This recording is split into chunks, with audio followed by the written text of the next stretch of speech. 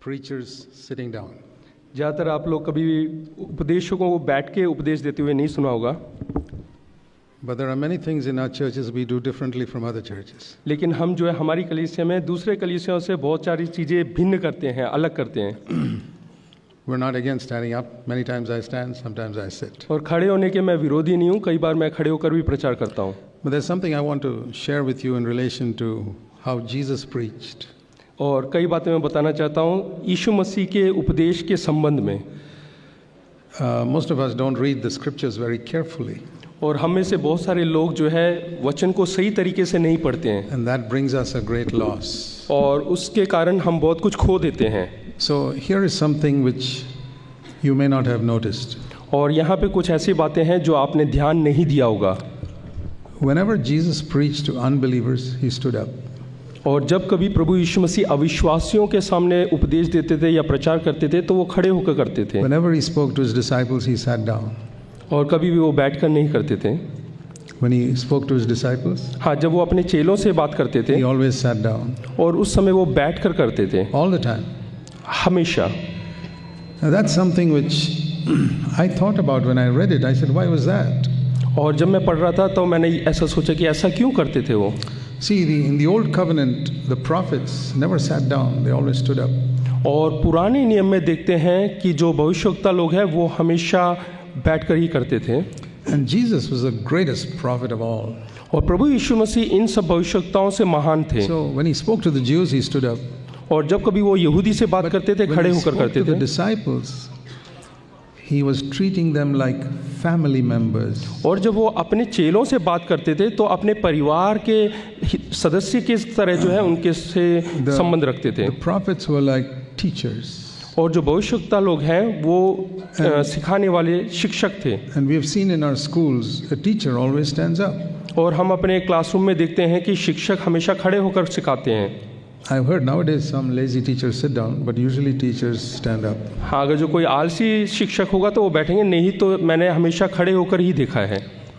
But when your father sits around with you at the dining table and speaks to you, he doesn't stand up. हाँ, अगर जो आपके पिताजी आपके साथ खाना करने के लिए, भोजन करने के लिए बैठे हैं तो वो बैठकर ही करते हैं। So this is what Jesus was teaching. और यही प्रभु यीशु मसीह भी सिखा रहे थे By his action, अपने कामों के द्वारा, that I am building a family, कि मैं एक परिवार का निर्माण कर रहा हूँ, not a school. एक स्कूल नहीं। God is not a teacher, he's a father. प्रभु यीशु मसीह जो है, परमेश्वर जो है, वो एक शिक्षक नहीं, वो एक पिता है। And every father in a family must show God as a father. और हर एक पिता जो है दिखाना है कि परमेश्वर हमारा पिता है। And every elder in a church must demonstrate the nature of God as the father of a family. और हर एक बुजुर्ग को भी जो है दिखाना है कि वो इस परिवार के जो एक पिता है करके। So this is what is missing in a lot of churches. और यही चीज बहुत सारी कलीसियाओं में नहीं पाया जाता। Many churches are like an organization, not a family. और ज़्यादातर कलीसिया जो है वो परिवार नहीं, कोई ऐसा संस्था की तरह है। Or like a school where people are being taught. नहीं तो एक स्कूल की तरह है जहाँ पे बच्चों को सिखाया जाता है। And many church meetings are like a theater where there's a performance. और या तो फिर एक कलीसिया जो है इस प्रकार से एक थिएटर की तरह है जहाँ पे जो है नाटक किया जाता है। The early churches started small and then grew. जो पहली शताब्दी की कलीसिया है वो छोटे से आरंभ हुआ और फिर वो बढ़ा। And they did not have the money to build meeting halls. और उनके पास इतना धन दौलत नहीं था कि वो मिनी हॉल बनाए। So if there was a church in a city like Rome, they'd probably be meeting in 10 or 12 different homes. और रोम में जैसे कि कलीसिया आरंभ हुआ, हो सकता है कि वो 10-12 घरों में इकट्ठे होते होंगे। And so there'd be very few people in each home. और हर घर में बहुत थोड़े से लोग इकट्ठे होते थे। And they would be led by a humble man who was an elder, who'd be like a father.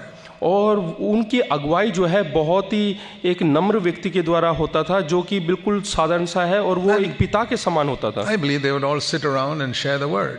और उनके चारों तरफ लोग बैठते थे और वो वचन में से सिखाते थे। And as the church grew, they maintained that spirit of a family. और जैसे ही कलीसिया बढ़ा, उन्होंने वो आत्मा, परिवार का एक आत्मा को बनाए रखा। And as long as the leadership remained under the anointing of the Holy Spirit, और जब तक वो अगुवापन बना रहा और वो अभिषेक बना रहा, it would grow that way. और उसी प्रकार से वो बढ़ते रहे। But we read in the New Testament that many of the leaders backslid. और हम नए नियम में पढ़ते हैं कि बहुत सारे अगुए लोग जो है वो पीछे हो गए विश्वास You से। read that in Revelation 2 and 3. और हम प्रकाशित वाक्य 2 अध्याय और 3 अध्याय में पढ़ते हैं That the leaders of 5 of those 7 churches were thorough backsliders. कि 7 कलीसियाओं में से 5 कलीसियाओं के जो अगुए हैं वो पीछे हट गए थे विश्वास So से। even before the end of the first century, many Christian churches were in a very backslidden state. और पहली शताब्दी के आखिरकार के समय में ही बहुत सारी कलीसिया पीछे हट गई थी। You know, people speak of the first century church as if it was a very pure church. और लोग इस प्रकार से बोलते हैं कि पहली शताब्दी की कलीसिया बहुत ही पवित्र है करके। It was a very good church when it started. और जब आरंभ हुआ तो बहुत ही अच्छा था। But you read in Revelation 2 and 3, 5 out of 7 were in a pathetic condition. लेकिन हम प्रकाशित वाक्य की किताब में पढ़ते हैं कि 7 में से 5 जो कलीसिया हैं वो बहुत ही बुरे हालात में थे। The failure was with the leaders. और जो हार है, विफलता है, वो अगुओं के कारण हुआ। You know, if most of the students in a class failed, the problem is probably with the teacher, not the students. हाँ, अगर जो बच्चे फेल हो जाते हैं कक्षा में तो वो जो है अध्यापक के कारण होता है। So that's what we see in the early churches. और कलीसिया में भी यही हम देखते हैं। Paul once called the elders in Ephesus together. और पौलुस ने जो है एफिसुस के कलीसियाओं के अगुओं को बुलाया एक बार। And he told them, I've been with you for 3 years. और उसने कहा कि मैं तुम्हारे साथ 3 साल से हूँ। I never took any money from you. और मैंने तुमसे कोई पैसा नहीं लिया। I didn't want you to give me any clothes. और मैं नहीं चाहता कि तुम मेरे लिए कोई वस्त्र दो। I worked with my hands and supported myself. और मैं अपने हाथों से काम करता हूँ और अपने खुद का देखभाल करता हूँ। Every day I preach to you, often with tears. और हर दिन मैं प्रचार करता हूँ आंसुओं के साथ। And I proclaimed the whole purpose of God to you. I did not withhold anything. और मैंने परमेश्वर के हर एक उद्देश्य को तुमको बताया, कुछ भी मैंने अपने पास नहीं रखा। And now I'm going away. और अब मैं आपसे दूर जा रहा हूँ। And he told those 4 or 5 elders there, और वहाँ के 4-5 अगुओं से उसने कहा, I know what will happen after I go. और मैं जानता हूँ कि मेरे जाने के बाद यहाँ पर क्या होगा। The wolves who are waiting outside the door will come in. और जो लोमड़ियाँ जो है, भेड़िए जो बाहर खड़े हैं दरवाजे के, वो लोग अंदर आ And जाएंगे they will devour the sheep. और वो जो भेड़ हैं उनको खा जाएंगे। And you 5 elders will not be able to stop them. और जो तुम 5 अगुए हैं तुम रोक नहीं पाओगे उन्हें। Paul could stop them. और पौल उनको रोक सकता है। Those wolves were just waiting outside. और जो भेड़िए दरवाजे के बाहर खड़े हैं, They were saying, as long as Paul is here, we don't stand a chance to get into this church. और वो भेड़िए इस प्रकार से कहते हैं, जब तक पौलुस अंदर रहेगा हम लोग अंदर नहीं जा सकते, हमें कोई मौका नहीं मिलेगा। But Paul's not going to be here forever. लेकिन पौलुस वहाँ पे हमेशा नहीं रह सकता He'll go. और वो उसको जाना है। And these other elders, they can't stand against us. और बाकी के जो बचे हुए अगुए लोग हैं वो उनके विरोध में नहीं खड़े हो They सकते, don't have the knowledge of God. क्योंकि वो परमेश्वर के ज्ञान को नहीं प्राप्त They किया। don't have the same fullness of the Holy Spirit. और जैसा पौलुस के अंदर पवित्र आत्मा की भरपूरी है वो उनके अंदर नहीं है। They don't have the same boldness against the devil. और शैतान के विरोध में वो साहस नहीं है। And they all seek their own. और वो अपने ही मार्ग चुनते हैं। That's why Paul said to them, I know what will happen. Not only the wolves will come in.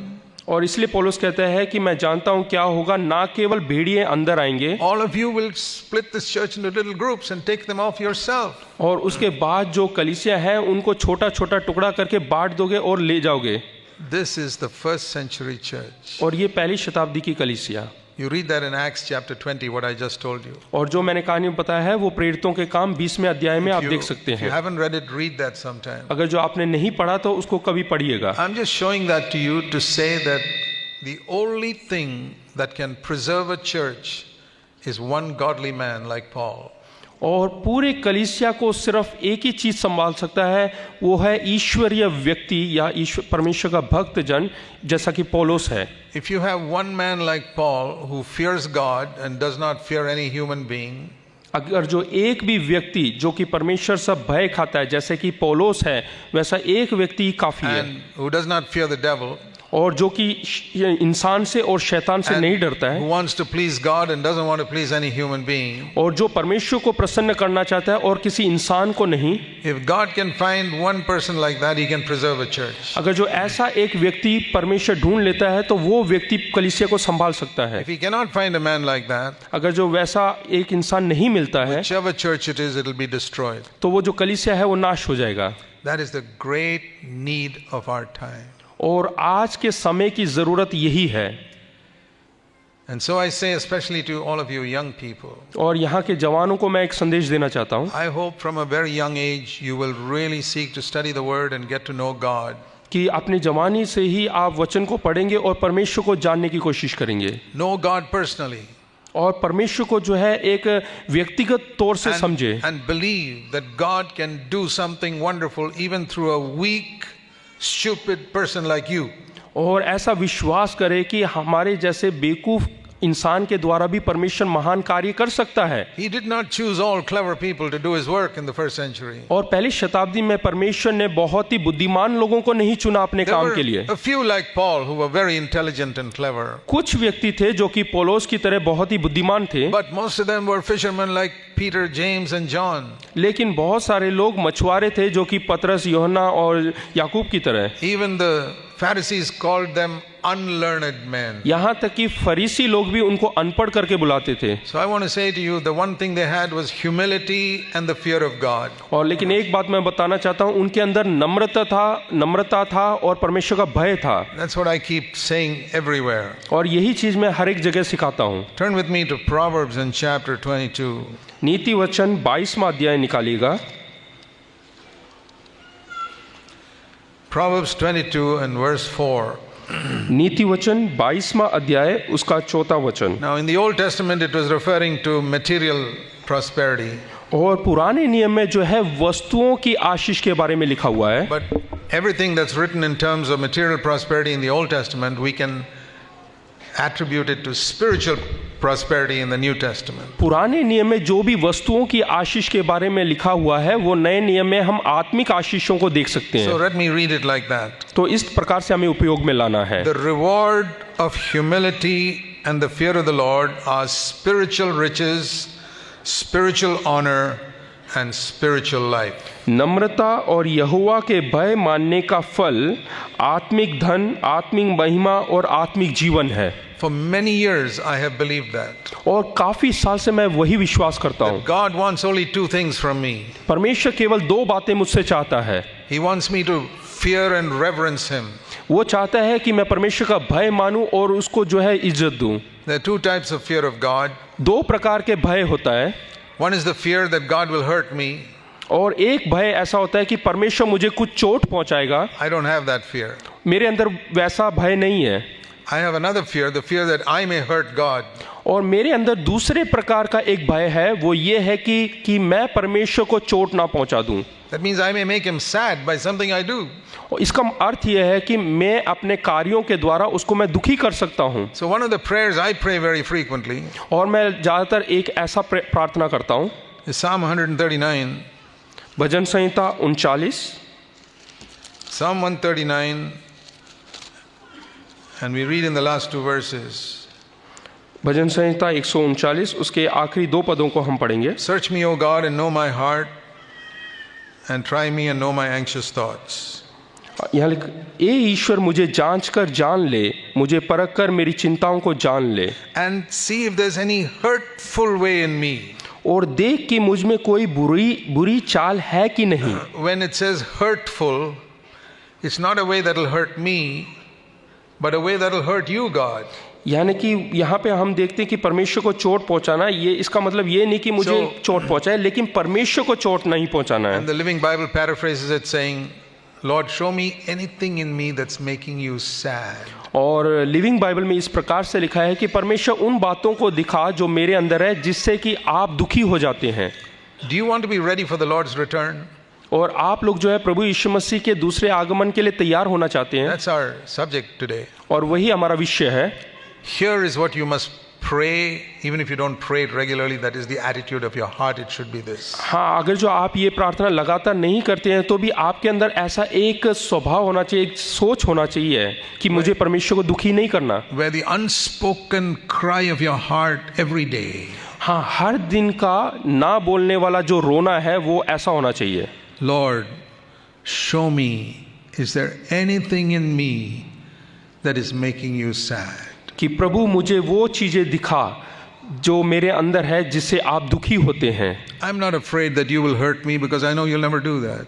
और मैं डरता नहीं हूं कि तू मुझे चोट पहुंचाएगा, क्योंकि तू ऐसा कुछ नहीं करेगा। But I'm very afraid that I may hurt you लेकिन मैं बहुत डरता हूं कि कहीं मैं आपको चोट ना पहुंचाऊं, by दुखी ना something करूं, I do, कि मेरे कुछ कार्यों के द्वारा some unrighteousness in my financial dealings, या पैसे के लेन देन में कुछ अधर्मी काम, or I may hurt you by the way I speak to my wife. या फिर ऐसी कोई बातें जिससे मैं अपनी पत्नी से बात करता हूं, I may hurt you by the careless way I bring up my children. और बिल्कुल नज़रअंदाज तरीके से जो मैं अपने बच्चों का पालन पोषण करता हूं, उससे कहीं मैं तेरे को चोट ना पहुंचाऊं। Lord, I never want to do that. मैं ऐसा नहीं करना चाहता I परमेश्वर। may hurt you by the careless way I look with my eyes at something I should not be looking at. और ऐसी चीजें जो मुझे देखना नहीं चाहिए उसको देखकर मैं तुझे दुखी ना करूं।